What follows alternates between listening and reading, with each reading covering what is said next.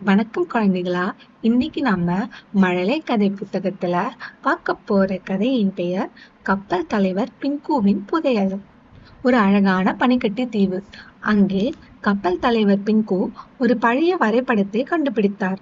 வாருங்கள் நண்பர்களே, நாம் புதையலை தேடப் போகிறோம் என்று அவர் உற்சாகமாக கூவினார்.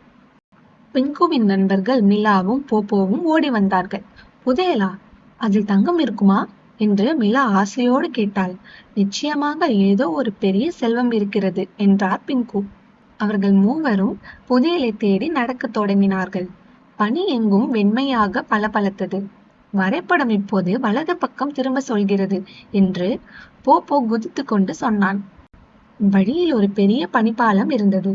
அது மிகவும் உயரமாக இருந்தது. மிலா பயந்து போனாள். பயப்படாதே மிலா, என் கையை பிடித்துக்கொள் என்றார் கப்பல் தலைவர் பின்கு. மிலா மெதுவாக பாலத்தை கடந்து விட்டாள். இப்போது அவள் தன் கையை நீட்டி போப்போவுக்கு உதவினாள். மெதுவாக வா போப்போ, நாம் சேர்ந்து செல்வோம் என்று மிலா அன்போடு சொன்னாள். பாலத்தை கடந்ததும் ஒரு பெரிய பனிக்குன்று வந்தது. வரைபடம் அங்கே ஒரு எக்ஸ் குறியை காட்டியது. அங்கேதான் புதையல் இருக்க வேண்டும் என்று பின்கு சொன்னார். அவர்கள் மூவரும் சேர்ந்து பனியை தோண்ட ஆரம்பித்தார்கள்.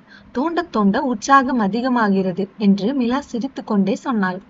திடீரென்று ஏதோ ஒன்று டக் என்று தட்டியது. இதோ கிடைத்துவிட்டது என்று போப்போ கத்தினான்.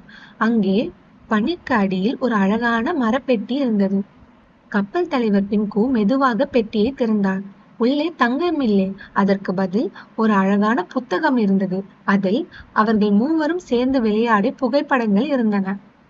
நமது நட்பு தான் உலகிலேயே மிகப்பெரிய புதையல் என்றார் பின்கு. நண்பர்கள் மூவரும் ஒருவரை ஒருவர் கட்டி கொண்டார்கள்.